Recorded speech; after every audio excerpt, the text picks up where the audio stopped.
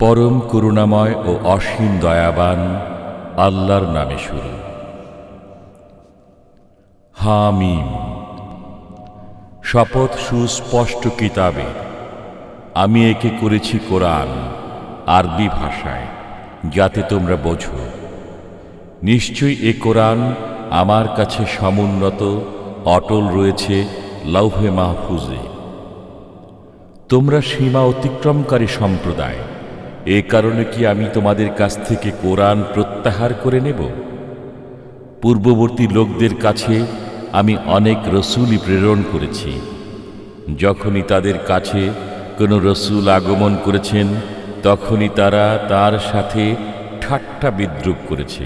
সুতরাং আমি তাদের চেয়ে অধিক শক্তি সম্পন্নদেরকে ধ্বংস করে দিয়েছি। পূর্ববর্তীদের এ ঘটনা অতীত হয়ে গেছে। আপনি যদি তাদেরকে জিজ্ঞাসা করেন কে নভমণ্ডল ও ভূমণ্ডল সৃষ্টি করেছে, তারা অবশ্যই বলবে, এগুলো সৃষ্টি করেছেন পরাক্রমশালী সর্বজ্ঞ আল্লাহ, যিনি তোমাদের জন্য পৃথিবীকে করেছেন বিছানা এবং তাতে তোমাদের জন্য করেছেন পথ, যাতে তোমরা গন্তব্যস্থলে পৌঁছাতে পারো, এবং যিনি আকাশ থেকে পানি বর্ষণ করেছেন পরিমিত। অতঃপর সেই পানি দিয়ে আমি মৃত ভূভাগকে পুনরুজ্জীবিত করেছি। তোমরা এমনিভাবে উত্থিত হবে।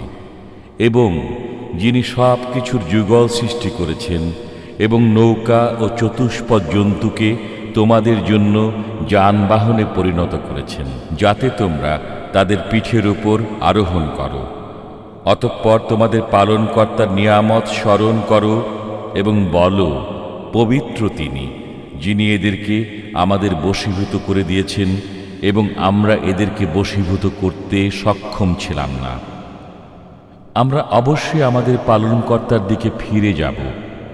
তারা আল্লাহর বান্দাদের মধ্য থেকে আল্লাহর অংশ স্থির করেছে। বাস্তবিকই মানুষ বড়ই অকৃতজ্ঞ। তিনি কি তাঁর সৃষ্টি থেকে কন্যা সন্তান গ্রহণ করেছেন এবং তোমাদের জন্য মনোনীত করেছেন পুত্র সন্তান? তারা রহমান আল্লাহর জন্য যে কন্যা সন্তান বর্ণনা করে, যখন তাদের কাউকে তার সংবাদ দেয়া হয়, তখন তার মুখমণ্ডল কালো হয়ে যায় এবং ভীষণ মনস্তাপ করে।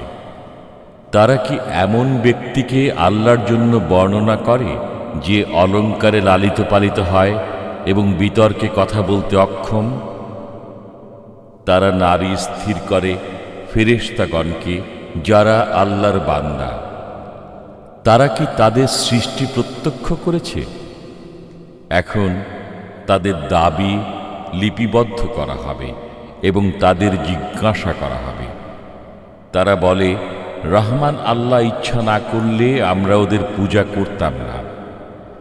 এ বিষয়ে তারা কিছুই জানে না। তারা কেবল অনুমানে কথা বলে। আমি কি তাদেরকে কোরআনের পূর্বে কোনো কিতাব দিয়েছি, অতঃপর তারা তাকে আঁকড়ে রেখেছে? বরং তারা বলে, আমরা আমাদের পূর্বপুরুষদের পেয়েছি একই মতাদর্শের অনুসারী এবং আমরা তাদেরই পদাঙ্ক অনুসরণ করে পথপ্রাপ্ত। এমনিভাবে আপনার পূর্বে আমি যখন কোনো জনপদে কোনো সতর্ককারী প্রেরণ করেছি, তখনই তাদের বিত্তশালীরা বলেছে, আমরা আমাদের পূর্বপুরুষদেরকে পেয়েছি এক পথের পথিক এবং আমরা তারই পদাঙ্ক অনুসরণ করে চলছি। সে বলতো, তোমরা তোমাদের পূর্বপুরুষদেরকে যে বিষয়ের উপর পেয়েছ, আমি যদি তার চাইতে উত্তম বিষয় নিয়ে তোমাদের কাছে এসে থাকি, তবুও কি তোমরা তাই বলবে? তারা বলতো, তোমরা যে বিষয় সহ প্রেরিত হয়েছ তা আমরা মানব না। অতঃপর আমি তাদের কাছ থেকে প্রতিশোধ নিয়েছি। অতএব দেখুন মিথ্যা আরোপকারীদের পরিণাম কিরূপ হয়েছে। যখন ইব্রাহিম তার পিতা ও সম্প্রদায়কে বলল, তোমরা যাদের পূজা করো তাদের সাথে আমার কোনো সম্পর্ক নেই, তবে আমার সম্পর্ক তাঁর সাথে যিনি আমাকে সৃষ্টি করেছেন। অতএব তিনি আমাকে সৎ পথ প্রদর্শন করবেন। এ কথাটিকে সে অক্ষয় বাণী রূপে তার সন্তানদের মধ্যে রেখে গেছে, যাতে তারা আল্লাহর দিকে আকৃষ্ট থাকে। পরন্তু আমি এদেরকে ও এদের পূর্বপুরুষদেরকে জীবন উপভোগ করতে দিয়েছি। অবশেষে তাদের কাছে সত্য ও স্পষ্ট বর্ণনাকারী রসূল আগমন করেছে। যখন সত্য তাদের কাছে আগমন করল, তখন তারা বলল, এটা জাদু, আমরা একে মানি না। তারা বলে, কোরআন কেন দুই জনপদের কোনো প্রধান ব্যক্তির উপর অবতীর্ণ হল না? তারা কি আপনার পালনকর্তার রহমত বন্টন করে? আমি তাদের মধ্যে তাদের জীবিকা বন্টন করেছি পার্থিব জীবনে, এবং একের মর্যাদাকে অপরের উপর উন্নীত করেছি, যাতে একে অপরকে সেবক রূপে গ্রহণ করে। তারা যা সঞ্চয় করে, আপনার পালনকর্তার রহমত তার চেয়ে উত্তম। যদি সব মানুষের কাফির হয়ে যাওয়ার আশঙ্কা না থাকত, তবে যারা দয়াময় আল্লাহকে অস্বীকার করে, আমি তাদেরকে দিতাম তাদের গৃহের জন্য রৌপ্য নির্মিত ছাদ ও সিঁড়ি, যার উপর তারা চড়ত, এবং তাদের গৃহের জন্য দরজা দিতাম এবং পালঙ্ক দিতাম, যাতে তারা হেলান দিয়ে বসত, এবং স্বর্ণ নির্মিতও দিতাম। এগুলো সবই তো পার্থিব জীবনের ভোগ সামগ্রী মাত্র, আর পরকাল আপনার পালনকর্তার কাছে তাদেরই জন্য যারা ভয় করে। যে ব্যক্তি দয়াময় আল্লাহর স্মরণ থেকে দৃষ্টি ফিরিয়ে নেয়, আমি তার জন্য এক শয়তান নিয়োজিত করে দিই, অতঃপর সেই হয় তার সঙ্গী। শয়তানরাই মানুষকে সৎ পথে বাধা দান করে, আর মানুষ মনে করে যে তারা সৎ পথে রয়েছে। অবশেষে যখন সে আমার কাছে আসবে, তখন সে শয়তানকে বলবে, হায়, আমার ও তোমার মধ্যে যদি পূর্ব পশ্চিমে দূরত্ব থাকত! কত নিকৃষ্ট সাথী সে! তোমরা যখন কুফর করছিলে, তখন তোমাদের আজকের আযাবে শরীক হওয়া কোনো কাজে আসবে না। আপনি কি বধিরকে শোনাতে পারবেন?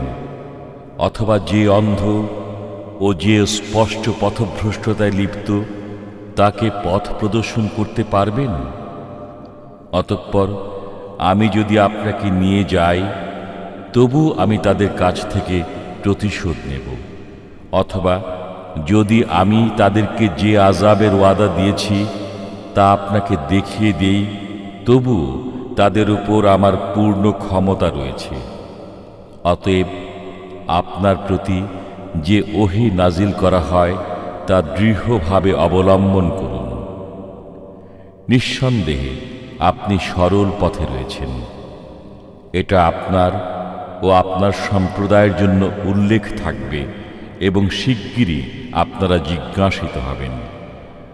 আপনার পূর্বে আমি যেসব রসূল প্রেরণ করেছি, তাদেরকে জিজ্ঞেস করুন, দয়াময় আল্লাহ ছাড়া আমি কি কোনো উপাস্য স্থির করেছিলাম ইবাদতের জন্য? আমি মূসাকে আমার নিদর্শনাবলী দিয়ে ফিরআউন ও তার পারিষদবর্গের কাছে প্রেরণ করেছিলাম। অতঃপর সে বলেছিল, আমি বিশ্ব পালনকর্তার রসূল। অতঃপর সে যখন তাদের কাছে আমার নিদর্শনাবলী উপস্থাপন করল, তখন তারা হাস্য বিদ্রূপ করতে লাগল। আমি তাদেরকে যে নিদর্শনই দেখাতাম, তাই হতো পূর্ববর্তী নিদর্শন অপেক্ষা বৃহৎ, এবং আমি তাদেরকে শাস্তি দ্বারা পাকড়াও করলাম, যাতে তারা ফিরে আসে। তারা বলল, হে জাদুকর, তুমি আমাদের জন্য তোমার পালনকর্তার কাছে সে বিষয় প্রার্থনা করো যার ওয়াদা তিনি তোমাকে দিয়েছেন। আমরা অবশ্যই সৎপথ অবলম্বন করব। অতঃপর যখন আমি তাদের থেকে আযাব প্রত্যাহার করে নিলাম, তখনই তারা অঙ্গীকার ভঙ্গ করতে লাগল। ফিরআউন তার সম্প্রদায়কে ডেকে বলল, হে আমার কওম, আমি কি মিশরের অধিপতি নই? এই নদীগুলো আমার নিম্ন দেশে প্রবাহিত হয়, তোমরা কি দেখো না? আমি যে শ্রেষ্ঠ এ ব্যক্তি থেকে, যে নীচ এবং কথা বলতেও সক্ষম নয়, তাকে কেন সোনার বালা পরানো হলো না? অথবা কেন আসলো না তার সঙ্গে ফেরেশতাগণ দল বেঁধে? অতঃপর সে তার সম্প্রদায়কে বোকা বানিয়ে দিল, ফলে তারা তার কথা মেনে নিল। নিশ্চয়ই তারা ছিল পাপাচারী সম্প্রদায়। অতঃপর যখন আমাকে রাগান্বিত করল, তখন আমি তাদের কাছ থেকে প্রতিশোধ নিলাম এবং নিমজ্জিত করলাম তাদের সবাইকে। অতঃপর আমি তাদেরকে করে দিলাম অতীত দৃষ্টান্ত ও দৃষ্টান্ত পরবর্তীদের জন্য। যখনই মরিয়ম তনয়ের দৃষ্টান্ত বর্ণনা করা হলো, তখনই আপনার সম্প্রদায় হট্টগোল শুরু করে দিল এবং বলল, আমাদের উপাস্যরা শ্রেষ্ঠ না সে? তারা আপনার সামনে যে উদাহরণ উপস্থাপন করে তা কেবল বিতর্কের জন্যই করে। বস্তুত তারা হলো এক বিতর্ককারী সম্প্রদায়। সে তো এক বান্দাই বটে। আমি তার প্রতি অনুগ্রহ করেছি এবং তাকে করেছি বনী ইসরায়েলের জন্য আদর্শ। আমি ইচ্ছা করলে তোমাদের থেকে ফেরেশতা সৃষ্টি করতাম, যারা পৃথিবীতে একের পর এক বসবাস করত। সুতরাং তা হলো কিয়ামতের নিদর্শন। কাজেই তোমরা কিয়ামতে সন্দেহ করো না এবং আমার কথা মানো। এটি একটি সরল পথ।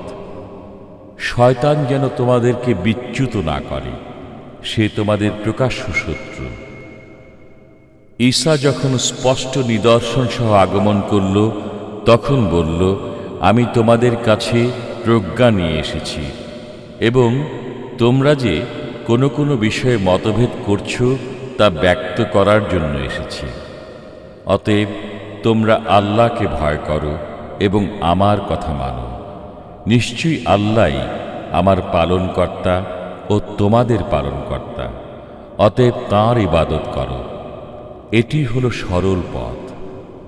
অতঃপর তাদের মধ্য থেকে বিভিন্ন দল মতভেদ সৃষ্টি করল। সুতরাং জালিমদের জন্য রয়েছে যন্ত্রণাদায়ক দিবসের আযাবের দুর্ভোগ। তারা কেবল কিয়ামতেরই অপেক্ষা করছে না, আকস্মিকভাবে তাদের কাছে এসে যাবে এবং তারা খবরও রাখবে না। বন্ধুবর্গ, সেদিন একে অপরের শত্রু হবে, তবে আল্লাহ ভীরুরা নয়।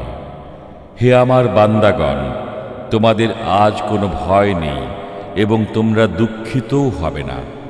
তোমরা আমার আয়াতসমূহে বিশ্বাস স্থাপন করেছিলে এবং তোমরা আজ্ঞাবহ ছিলে।